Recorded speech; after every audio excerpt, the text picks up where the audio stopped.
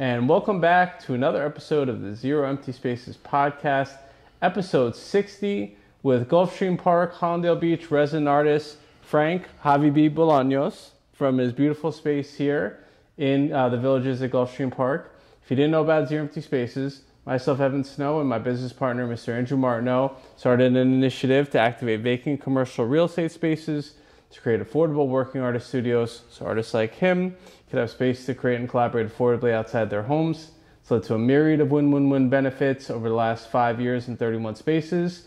To find out more, you can log on to zeroemptyspaces.com. But the point of the podcast is to connect you with the talented artists like him that make the program what it is. So without much further ado, why don't you tell us a little bit about yourself and how you initially got started in the arts? I know you've been involved in the arts quite a bit. Yeah, thank you, Evan.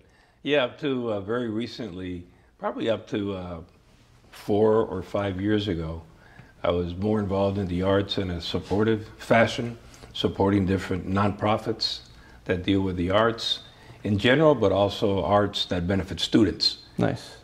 Then started slowly, little by little, about 4 or 5 years, a little bit of painting and a lot of painting at some point in the garage.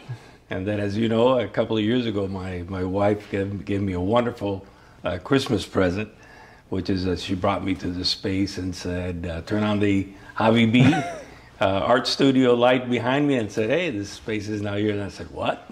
Yeah. So it was a wonderful surprise. And then here, this is such a great creative free space to paint, and such a great group of artists. And I want to thank you and congratulate you for what you've done here, because I really think it makes a world of a difference and a great impact. Amen. For the artists that are here. Appreciate that.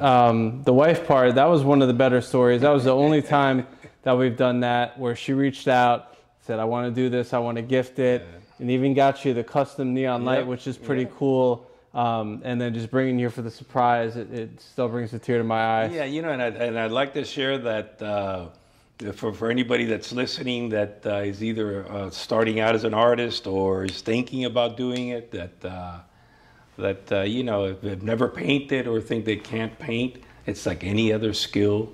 You don't necessarily have to be born with it. If you are, that's fantastic. But if not, it's a skill that you acquire and practice. And like you said the other day, there's no better thing than to practice and work at it to hone your skills.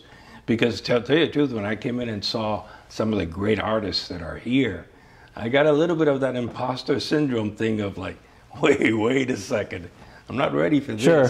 And I think I mentioned to you, my grandson Ethan was with us, and he looked at me at 10 years old and said, he calls me Coco. He said, Coco, you have to believe in yourself. Amen. And you did. Yeah. If we could go back to that period. So you were dabbling initially with in the garage, and then initially you were taking some painting classes. Kind of, how did you go from being a patron and supporter of the arts, which we appreciate, to deciding to pick up the paintbrush, and then I guess kind of developing, your style and the work that you ended up creating? Yeah, I started out with some classes in the Wynwood area, and that really got me also into kind of like a little group collaborative painting where everybody kind of supports each other. And yeah, if anybody can either have the time or can afford some classes, I recommend that. Amen. Just because to be able to model somebody that's kind of pointing things out and showing you a different way of doing it.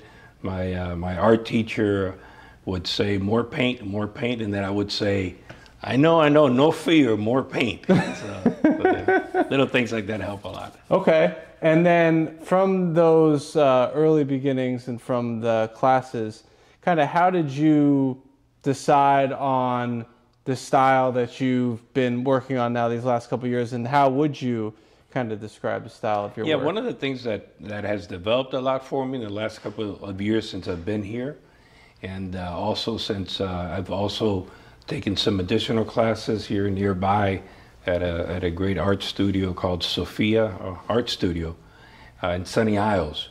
And there what began to happen was that I'm still, I think, developing what most artists call their own style. Mm-hmm. But I really started to experiment more with the creative process, where at the beginning I would take either an existing piece of art or a magazine with art or a photograph, whatever, and work from there. Where now I've learned with some guidance to say, yeah, I wanna show an experience like a wellness retreat that I went to, and combine all the elements, and then all of a sudden the ability to, sometimes even in a bit of a surreal way or a little bit of abstract realism, combine some of these things to make a piece that's really your own, that no one else has made something like it. That's very satisfying. And it is very unique, and I mean, obviously, take it, this is you. Yeah, with a little bit of Botox, I did it. I initially had a lot of wrinkles in there, and I said, nah, time Botox. That's the power of art. That's right.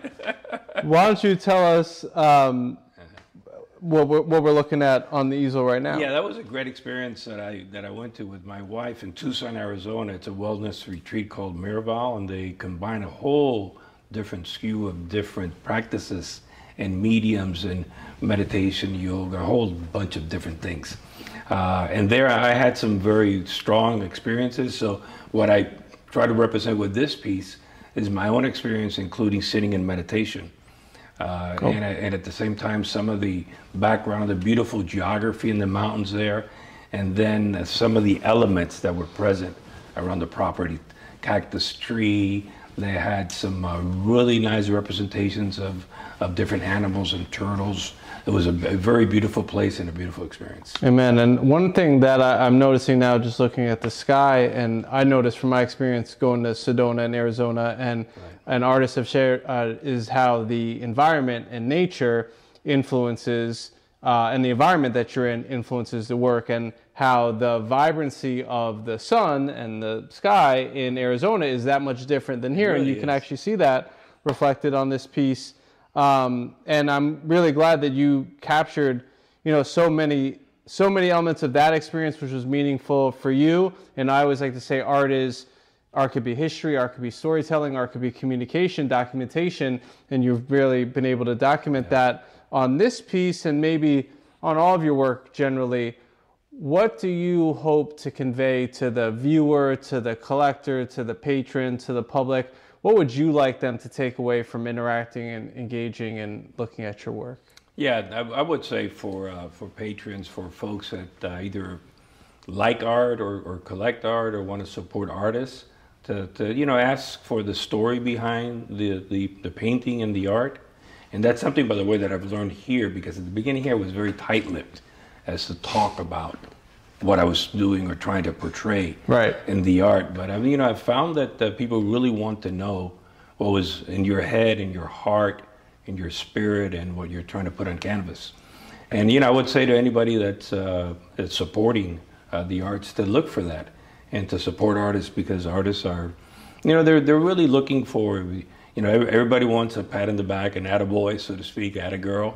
And at the same time, a lot of artists are also looking to be able to either pay for their investment in the art and supplies, which, gets expensive, or be able to, in some cases, make a living out of it. Correct. And, for any new or budding artist, it's like everything else. When you find something you love to do and you find a passion, go for it.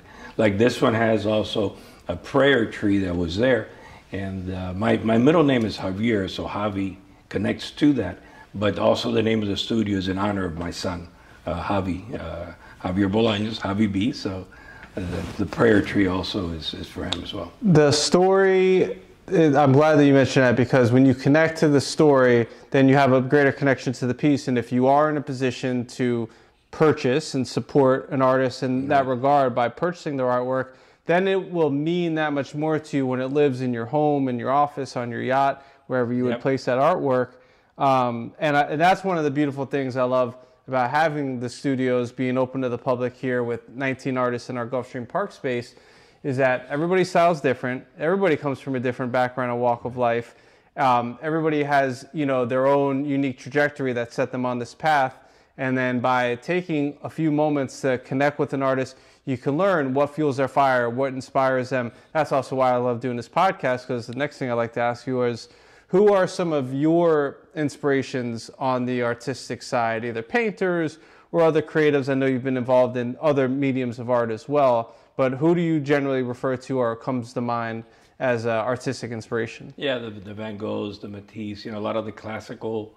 I haven't graduated to any Picasso style paintings, but I've studied it, and it's so interesting how such a classical painter and sculptor and artist in so many different facets later developed this art of kind of deconstructing, and that's one of the things that I've learned from and things that I like. It's I call it disrupted realism, where you get some realist elements and change that around. There's a Russian artist, Vladimir Kush, that I also like, and we have one of his paintings, and he calls his pieces surrealist, like an impressionism point of view, but he calls it a metaphysical surrealism, and he combines it really with some very interesting elements. Amen. Disruptive realism, is that? Yeah, that's what I can kind of closely align to what I usually work on, and I haven't seen that term used too often, but I have encountered it in a couple of cases. Okay, well, if not, you heard it here first on the podcast. What is mine that connects to the line that we're discussing is that I initially thought about what would I kind of call this, or of a slogan or anything like that, and what I came up with that others might be able to connect with was when I could not find the spoken word, I began to write, and when I could not find the written word, I began to paint. Would you be at liberty to share some of the arts experiences you have with some of the organizations you're involved with, and maybe give them a nice little shout out? Yeah, absolutely. Yeah. I've been very active in the nonprofit world since I had black hair, and I do have photos to prove that I had black hair once upon a time, very black hair, and a lot of it has been nonprofits supporting education and students and children.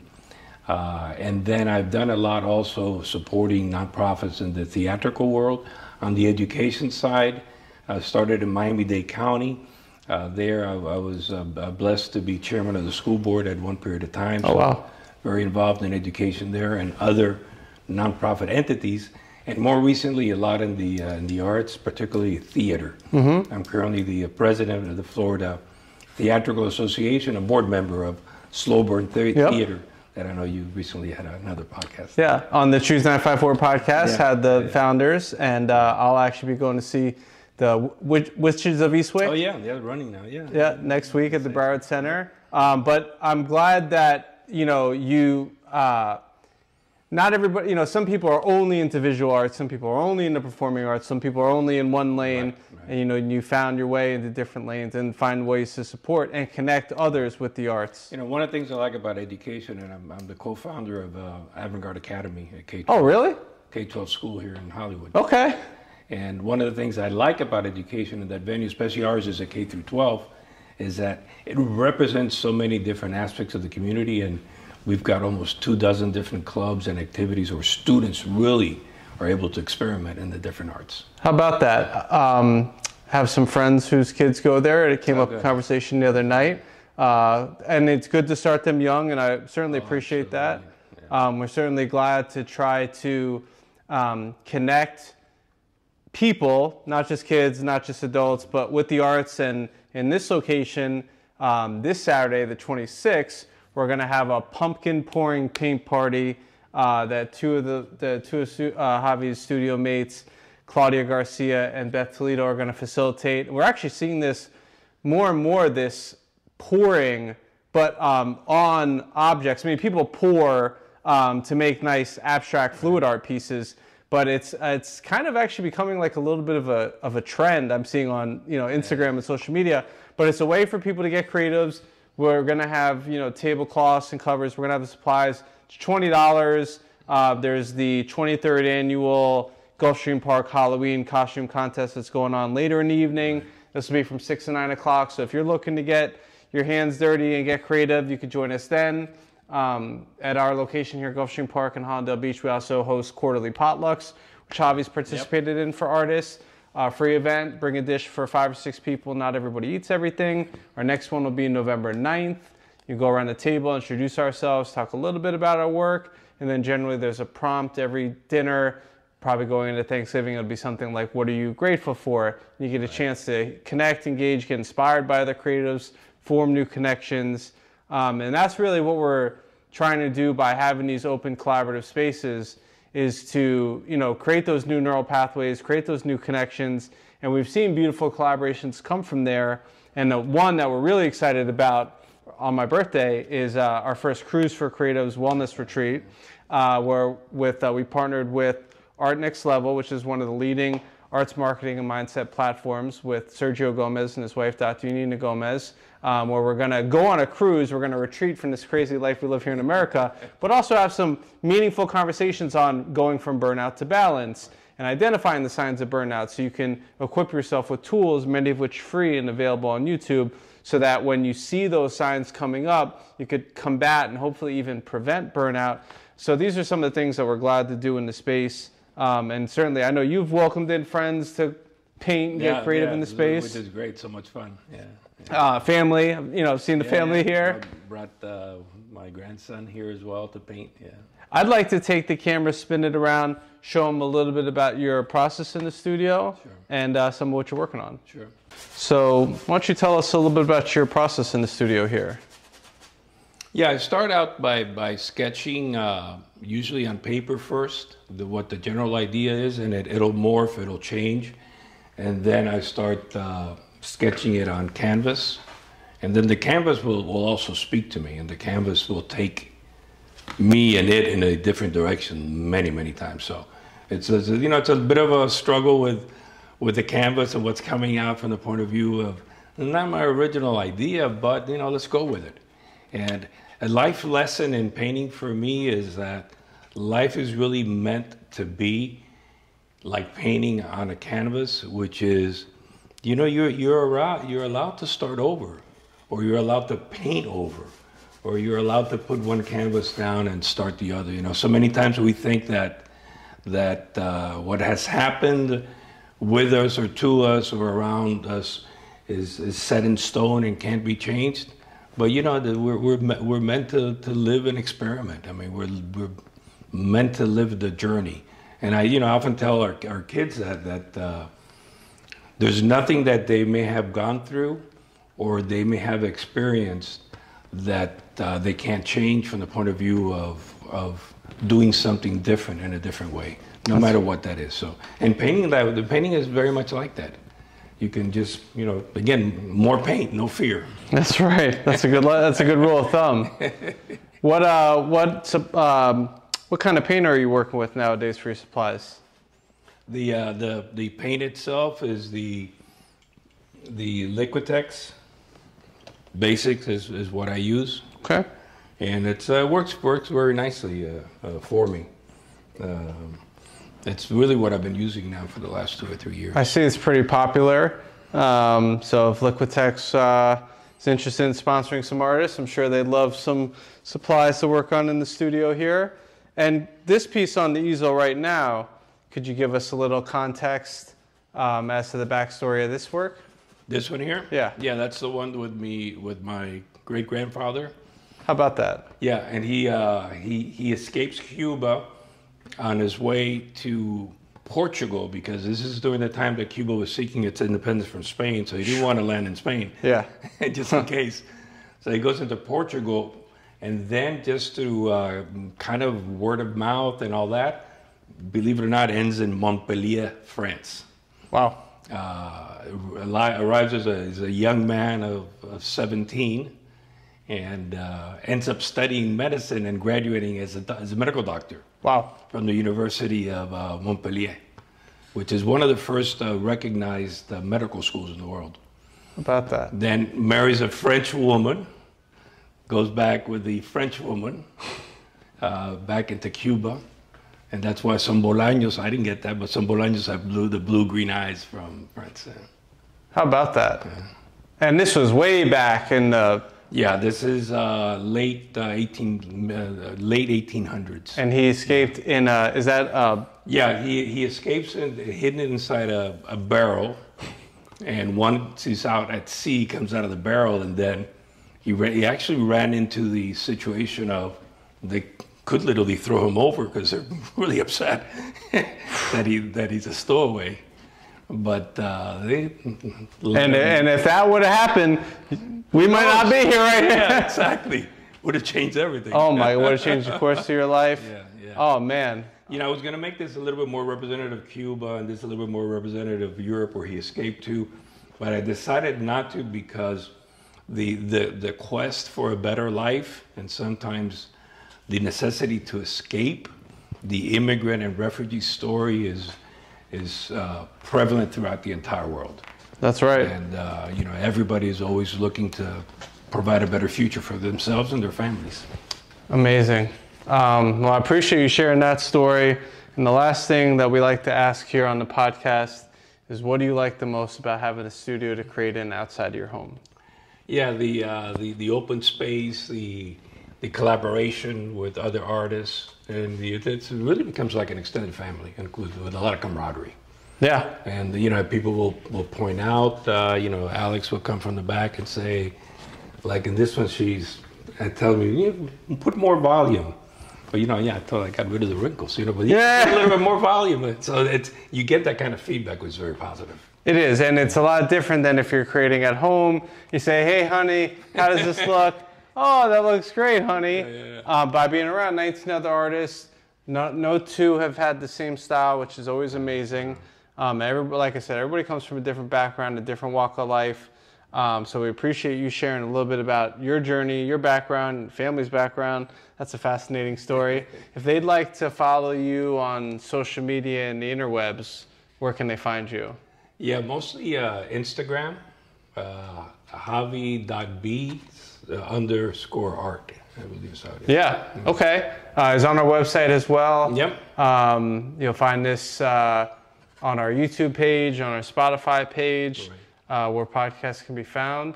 And we encourage you to come in, chat with Javi, you know, commission a painting, you know, find out more of his story, some of the other resident artist stories. Have open studios here every second Saturday of the month. We'll have our pumpkin pouring painting party event this Saturday, and we're planning to do other ones as well because it's becoming a pretty popular thing. This pouring, you know, we'll find some other crafts to pour on, and yeah, we're always looking to open more spaces. If you know somebody with vacant commercial real estate, or city commissioner, business improvement district, somebody in local government, a stakeholder that could influence the process, you know, feel free to tell them. We don't require funding to do this. We make the magic happen for the betterment of the artists and create these win-win-win scenarios in spaces that otherwise would have been vacant. So certainly appreciate you taking the time. No, thank you. Certainly appreciate you tuning in. Look forward to having you join us for an upcoming event, and we'll see you soon. Yeah. Cheers.